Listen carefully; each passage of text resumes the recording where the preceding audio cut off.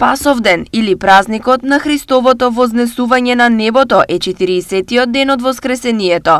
Господ во текот на 40 дена по своето воскресение им се јавуваше на учениците зборувајќи им за Царството Божјо.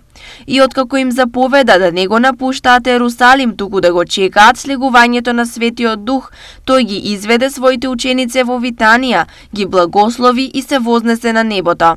Додека учениците гледаа во облакот што го сокри Господа пред нивните очи, ангелите им објаснија дека истиот Исус кој од нив се вознесе на небото пак ќе дојде на ист начин како што го видоа да се вознесува. Овој празник се нарекува Спасовден затоа што во денот на Христовото вознесение се доврши делот на спасението.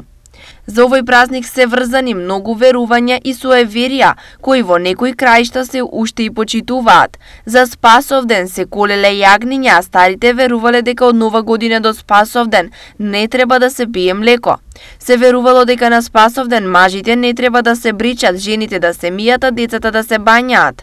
На Спасовден никако не треба да се спие преку ден, за да не се дреме цела година.